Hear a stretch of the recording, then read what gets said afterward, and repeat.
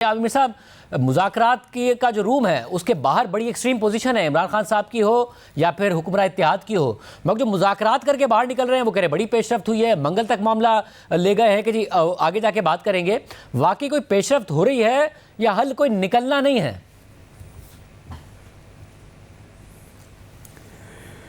دیکھیں، یہ جو دو فریقین مذاکرات کر رہے ہیں تو آج سپہر کو میری دونوں اطراف کے کچھ لوگوں سے ملاقات ہوئی تھی، اس کمرے کے آس پاس ہی ہوئی تھی جس کمرے میں ان کے مذاکرات ہو رہے ہیں۔ تو جو حکمران اتحاد ہے اس کی جو مذاکراتی ٹیم ہے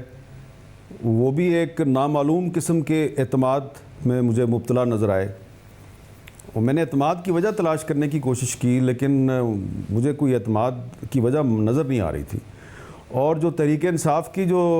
قیادت وہاں پہ موجود ہے جو مذاکرات کے لیے آئی تھی وہ بھی ایک عجیب قسم کے اعتماد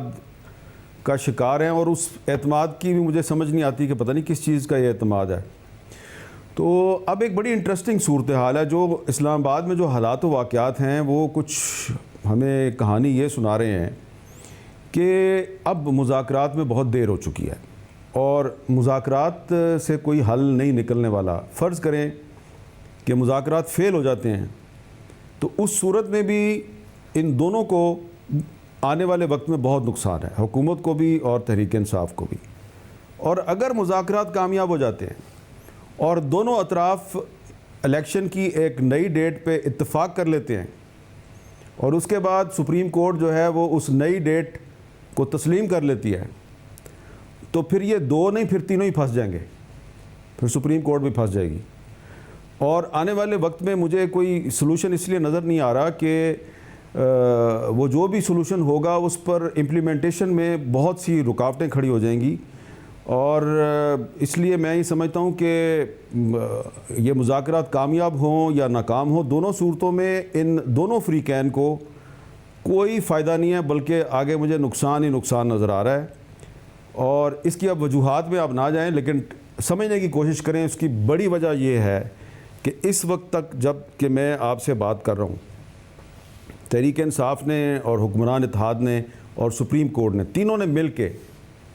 آئین پاکستان کو غیر مؤثر کر دیا۔ اس وقت پاکستان میں آئین غیر مؤثر ہو چکا ہے۔ تو اب 90 دن تو ویسے ہی گزر چکے ہیں، تو اب وہ کون سی اب پابندی رہ گئی ہے؟ تو خود سپریم کورٹ نے اپنے عمل سے ثابت کر دیا ہے کہ 90 دن میں الیکشن کرانا کوئی اتنا ضروری نہیں تھا، کیونکہ اب تو وہ خود گنجائش دینے کے لیے تیار ہیں۔ تو اس لیے اب یہ تینوں جو ہے نا، یہ جب کسی ایک نتیجے میں پہنچیں گے اس کے بعد اصل کرائسس شروع ہوگا۔ صاحب اگر یہ نتیجے پر پہنچ جائیں گے یا پھر بال ایک دفعہ پھر سپریم کورٹ کے کورٹ میں آ جائے گی، جہاں اچانک نظر آیا کہ عدالت کا ابھی تک آرڈر بھی نہیں آیا ہے، رویہ بھی بدلا ہوا تھا چیف جسٹس کا، مگر اگر نہیں کچھ طے کر پائے تو آپ کو لگتا ہے کہ یہ جو پارلیمنٹ سے اتنی آوازیں آئیں، پھر وزیر اعظم کا 180 ووٹ کے ساتھ اعتماد کا ووٹ تھا، اس کا کوئی دباؤ پڑے گا یا اس کا کوئی اثر پڑے گا اور کوئی ایڈورس آرڈر نہیں آئے گا؟ دیکھیے، جان کی امان پاؤں تو بڑے مؤدبانہ انداز سے میں یہ عرض کروں گا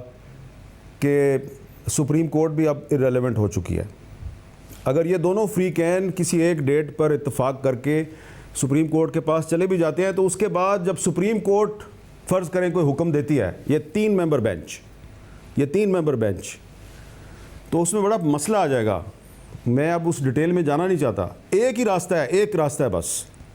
کہ فل کورٹ بنائی جائے، فل کورٹ، اور فل کورٹ انڈورس کرے ان دونوں فریقین کے مذاکرات کے نتائج کو۔ فل کورٹ اگر انڈورس کرے گی تو مسئلہ حل ہوگا۔ یہ 3 ممبر بینچ اب اس پوزیشن میں نہیں ہے کہ یہ حکومت جو ہے اور تحریک انصاف کوئی فیصلہ کرے اور اس پر یہ عمل درآمد کروا دیا۔ بڑے مشکل کام ہے اس کی۔ اب میں بار بار ڈیٹیلز میں نہیں جانا چاہ رہا، میں آپ کو صرف یہ کہنا چاہ رہا ہوں کہ اب سٹیک ہولڈرز بہت سے ہیں اس میں۔ تو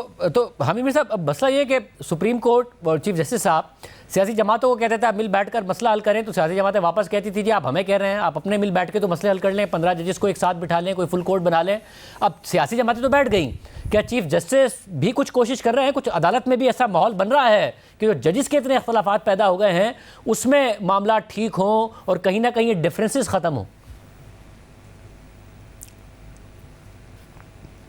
دیکھیں میں اب آپ کا سوال تو بڑا ریلیونٹ ہے اور بڑا جائز سوال بھی ہے اور میرے پاس اس کا جواب بھی ہے اور جواب کے لیے میرے پاس بہت سی تفصیلات بھی ہیں، لیکن مناسب نہیں ہے ان تفصیلات میں جانا۔ بس میں مختصراً اتنا عرض کروں گا کہ کوشش کی چیف جسٹس صاحب نے، بالکل کوشش کی، انہوں نے 2 دن پہلے تک کوشش کی کہ تمام ججز جو ہیں ان میں کوئی اتفاق پیدا ہو جائے، کوئی اتحاد پیدا ہو جائے، لیکن ان کی کوشش کامیاب نہیں ہوئی، کیونکہ جو آج کل چیف جسٹس صاحب کی سائیڈ کے ججز کے ساتھ ہو رہا ہے وہی کچھ پہلے جو ہے وہ قاضی فائز عیسیٰ صاحب کی سائیڈ کے ججز کے ساتھ ہو رہا تھا۔ تو اس وقت یہ سائیڈ جو ہے وہ خاموش تماشائی تھی اور اس وقت یہ سائیڈ جو ہے وہ خاموش تماشائی ہے۔ اور دوسری وجہ یہ ہے کہ کوئی طریقہ کار بھی نہیں ہے نا۔ اب چیف جسٹس صاحب جو ہیں وہ کبھی اپنا جو بینچ ہے بناتے ہیں، پھر اس کو توڑ دیتے ہیں، پھر بناتے ہیں، پھر توڑ دیتے ہیں، اور اگر ہیئرنگ ہوتی ہے تو وہی پرانا بینچ ہیئرنگ کرتا ہے۔ اور مگر ہم سمجھتے ہیں کہ جو حالات یہاں تک پہنچے، یہ والی جو سائیڈ ہے اگر یہ اس وقت خاموش ہے، مگر اس والی سائیڈ جب فائز صاحب وغیرہ کے ساتھ ہو رہا تھا تو یہ خاموش تو نہیں تھے، اس وقت تو باقاعدہ طور پر حصہ ڈالا گیا، جس قسم کا فائز عیسیٰ صاحب کو اور ان کی اہلیہ کو سامنا کرنا پڑا، جس قسم کے آرڈرز آئے اور وہ تحریری طور پر موجود ہیں، وہ تو باقاعدہ حصہ ڈالا گیا فائز صاحب کو کے خلاف۔ دیکھیں نا، ایک واقعے کا تو میں بھی عینی شاہد ہوں کہ جب 10 رکنی بینچ سپریم کورٹ کا قاضی فائز عیسیٰ صاحب کے خلاف ریفرنس کے خلاف جو اپیل تھی اس کی سماعت کر رہا تھا،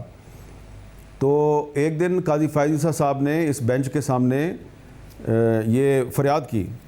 کہ میرا اور میری فیملی کا فون ٹیپ ہوتا ہے اور پتہ لگایا جائے کہ یہ کون لوگ ہیں جو فون ٹیپ کرتے ہیں۔ اس بینچ کو ہیڈ کر رہے تھے جسٹس عمر عطا بندیال۔ کسی ایک جج نے قاضی فائز عیسیٰ کی اس بات پہ کوئی توجہ نہیں دی۔ اس وقت یہ 10 تھے، اب یہ 7 یا 8 ہیں۔ تو اب ان میں سے کچھ ججز جو ہیں ان کی اور ان کی فیملیز کے فون ٹیپ ہو رہے ہیں، تو دوسری سائڈ جو ہے وہ اب خاموش ہے۔ تو اس لیے یہ ایک بہت ہی ڈیپ روٹیڈ پرابلم ہے، اور اس پرابلم کی وجہ یہ ہے کہ جو ماضی قریب میں جو اسٹیبلشمنٹ کی جو لیڈرشپ تھی اس نے سپریم کورٹ کے اور ہائی کورٹ کے ججز کی اپوائنٹمنٹ میں بے جا مداخلت کی، اور بدقسمتی یہ تھی کہ عمران خان صاحب اور اب شہباز شریف صاحب دونوں جو ہیں وہ اس مداخلت میں ان کے سہولت کار تھے، اور کسی نے کوئی ریزسٹ نہیں کیا کہ بھئی آپ کا کیا کام ہے کہ ججز کی اپوائنٹمنٹ میں آپ اتنی مداخلت کر رہے ہیں۔ اور اب وہ جن لوگوں نے یہ اپوائنٹمنٹس کروائی تھیں اب وہ ریٹائر ہو چکے ہیں، وہ پیچھے سے بیٹھ کے کنٹرول کرنے کی کوشش کر رہے ہیں، اور اس کی وجہ سے پرابلمز ہیں سارے، اور اس کی تفصیلات جو ہیں وہ کچھ مجھے پتہ ہیں، کچھ اور حامد صاحب یہ زیادہ بہتر نہیں ہوگا کہ جو آڈیو لیکس ہو رہی ہیں، اور ظاہر ہے بڑی قابل مذمت ہے کہ فیملی ممبرز کی آڈیو لیک ہونا، ان کو ریکارڈ کیا جانا، کہ چیف جسٹس صاحب انیشیٹو لیں، ایک بینچ بنائیں، اور اس بینچ میں جسٹس قاضی فائز عیسیٰ سمیت وہ ججز جن کو چیف جسٹس سمجھتے ہیں کہ ان کے دھڑے کے نہیں ہیں، ان کو بٹھائیں۔ ہمیں پتہ چل جائے گا کہ وہ اس بات کے حامی ہیں یا نہیں ہیں۔ وہ تو ان کو بینچ کا ہی کوئی حصہ نہیں بنا رہے ہیں، انہیں امپورٹنٹ بینچز ہی نہیں دے رہے ہیں۔ دیکھیں شاہزیب صاحب، اس میں انڈرسٹینڈ کرنے کی کیا بات ہے، وہ یہ ہے کہ قاضی فائز عیسیٰ کے خلاف 2019 میں ریفرنس آیا کیوں تھا؟ ریفرنس اس لیے آیا تھا کہ قاضی فائز عیسیٰ نے فیض آباد دھرنا کیس کی جو ججمنٹ لکھی اس میں انہوں نے 2 جو ریاستی ادارے ہیں ان کا نام لکھا، اور ایک سرونگ جنرل تھے جو فیض حمید صاحب جو اس وقت ڈی جی سی تھے ISI میں، ان کا نام لکھا اور کہا کہ ان کو سیاست میں مداخلت نہیں کرنی چاہیے۔ یہ ان کا بن گیا جرم، اور پھر ان کے خلاف ریفرنس لایا گیا، اور جو جج یہ کہہ رہا ہے، لکھ رہا ہے اپنی ججمنٹ میں کہ یہ فوجیوں کو سیاست میں مداخلت نہیں کرنی چاہیے، اس ججمنٹ کے جرم میں جب اس کے خلاف ریفرنس فائل ہوا تو عمر عطا بندیال صاحب، منیب اختر صاحب، اعجاز الحسن صاحب، یہ سارے جو ہیں انہوں نے مل کر پھر ان کی کورٹ میں درگت بنائی۔ تو اب یہی کچھ جو ہے وہ ان کے ساتھ ہو رہا ہے یا ہونے والا ہے، جو کہ ایک انفارچونیٹ سچویشن ہے۔ اس لیے میں نے آپ سے کہا کہ سلوشن ہے، اس وقت بھی سلوشن یہی ہے کہ کسی طریقے سے جسٹس عمر عطا بندیال صاحب جو ہیں وہ اپنے جو دوسرے بردر ججز ہیں جو ساتھ ہیں ان کے ساتھ معاملہ ٹھیک کریں اور ایک فل کورٹ بنائیں، فل کورٹ جب تک نہیں بیٹھے گا، جس پہ کہ عمران خان بھی اتفاق کر رہے ہیں، جس پہ شہباز شریف صاحب کا بھی اتفاق ہے، جس پہ کہ وکلا کی تنظیموں کا بھی اتفاق ہے، اس پہ ایک نیشنل کنسنسس ہے فل کورٹ پہ، لیکن چیف جسٹس صاحب جو ہیں وہ فل کورٹ کی طرف نہیں جا رہے۔ یہ چیف جسٹس صاحب کو چاہیے کہ اس وقت اپنی تھوڑی سی انا کی قربانی دیں، اور قاضی فائز عیسیٰ صاحب کو بھی چاہیے اور ان کے ساتھیوں کو بھی چاہیے کہ وہ بھی اپنی انا کی قربانی دیں اور ایک فل کورٹ کے لیے راہ ہموار کریں۔ فل کورٹ پہ اس وقت نیشنل کنسنسس ہے، انفارچونیٹلی ججز میں کنسنسس نہیں ہے۔